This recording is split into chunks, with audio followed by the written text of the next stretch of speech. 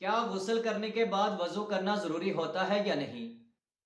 अक्सर ये सवाल पूछा जाता है कि जब हम नहाते हैं, तो उसके बाद अगर हमने नमाज़ पढ़नी है तो क्या वज़ू करना ज़रूरी है या नहीं? अस्सलामु अलैकुम वरहमतुल्लाहि वबरकातुहू। देखिए, वज़ू में जो है 4 फ़र्ज़ होते हैं।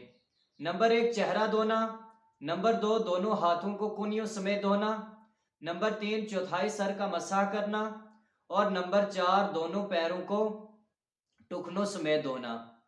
ये 4 अगर अदा होंगे तो हमारा वज़ू जो है वो हो जाएगा। लेकिन जब हम गुस्ल करते हैं, तो गुस्ल करते वक़्त हम तमाम अपने ज़ाहिरी जिस्म पर जो है पानी बहा लेते हैं।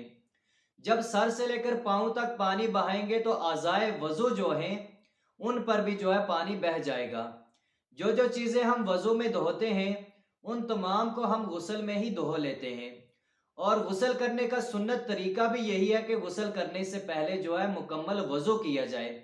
जब हम गुस्ल करने से पहले मुकम्मल वज़ू कर लेंगे तो गुस्ल के बाद जो है वज़ू की ज़रूरत नहीं होती है।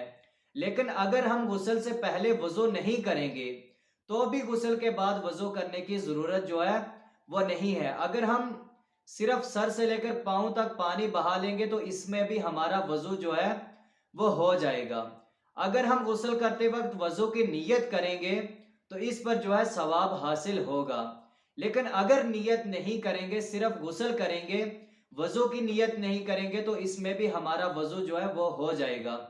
कुछ लोगों का ये ख्याल होता है कि अगर बरहाना होकर गुस्ल करेंगे तो उसके बाद वज़ू करना जो है वो ज़रूरी होता है।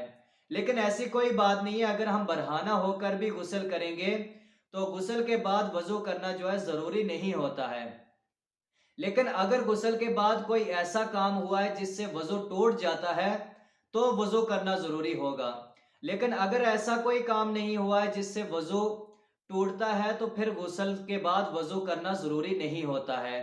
हम गुस्ल करने के बाद फ़ौरन कुरान भी पढ़ सकते हैं, नमाज भी पढ़ सकते हैं, जो भी ज़िक्र अज़कार करना चाहें, वो गुस्ल करने के बाद कर सकते हैं। गुस्ल करने के बाद वज़ू करना जो है, वो ज़रूरी नहीं होता है।